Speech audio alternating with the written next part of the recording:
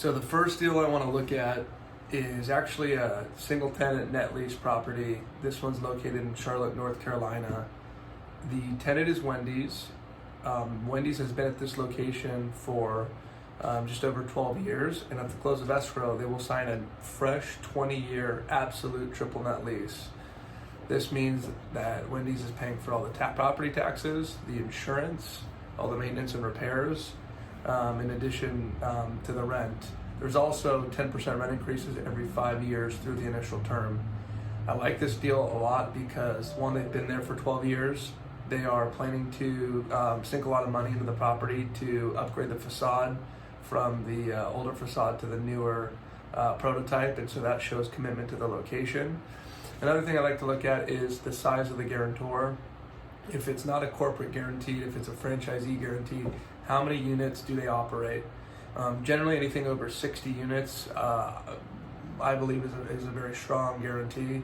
This particular tenant, Carolina Restaurant Group, operates over 120 units. So this is like as good as it gets, long-term lease. You have huge population within, where's this at? Within 5 miles of this property, you have 257,000 people. You have 98,000 households within 5 miles of the property. I mean, this is just a true high quality net lease property.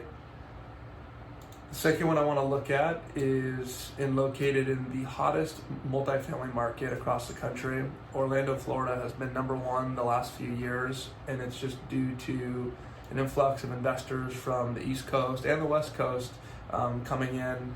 There's tons of job creation and a really robust economy. Even after COVID, it's still doing really well.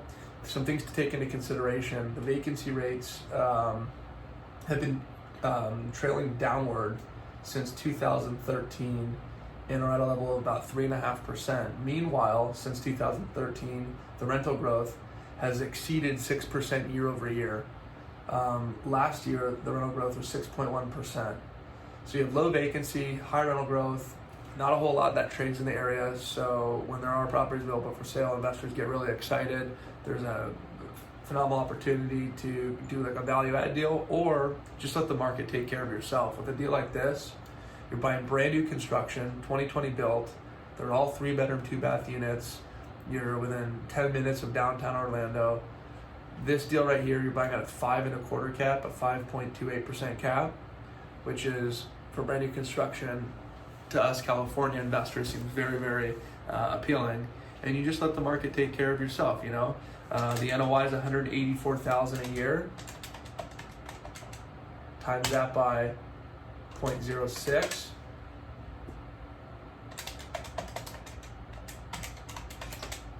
So it's $11,000 a year in rental growth on the NOI, right? So you just kind of, this is the type of investment you would buy, have management take over, brand new construction, not as much repairs and maintenance, and just be very confident that you're in a great rental market with tons of robust growth elements to it.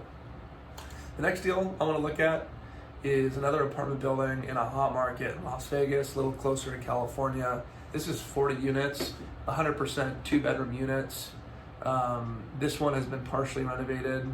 You got 15 out of the 40 units renovated. You're within walking distance to schools, restaurants, shopping centers. I mean, this is a high dense area. Another really important thing to look at is the affordability gap. There's a 69.74% affordability gap between the average mortgage payment for a house in this area and then the rents that this building is currently renting out. So that's important to look at, right? If people can opt to just buying a single family home, most likely they will, but there's such an affordability gap that it will keep multifamily strong in this area. In 2019, there was a 9% rental growth in this market. It's projected from 2020 to 2024, 3.2% year-over-year rental growth. So there is some great growth in this market. You're getting into a sizable asset, and I do have a few management referrals out in Las Vegas that I've used for other clients. What else we got? This is, again, a high populated area. You have a few 100,000 people within a 5-mile radius of the property. The last deal I want to look at is for all of the investors that are looking for yield. This is a pure yield play. It's 20 units in East Old Dallas, and it's all Section 8. So you're buying an 80s building, which I love 80s buildings, 20 units. I think they're all one bedrooms. Yeah, they're all one bed, one bath units, and they're guaranteed by Section 8. Right now, with the pandemic, a lot of investors are actually seeking Section 8 because it's a government subsidy rent, and so you're not necessarily relying on tenants paying you. Tenants pay you a lot less, and then the government's paying you your rent. So this could be an attractive investment for someone out there. Again, it's a 6% cap with debt in the 3.5% range. Your cash on cash is going to be double digits, probably 10 or 11%. So if you're comfortable with Section 8 tenants, obviously you get some property management. This would be a cash cow, if you will. Anyways, let me know if you have questions, like the inventory I'm showing you. If you'd like to look at something else, please let me know. I appreciate you watching this and spending your time. Thank you.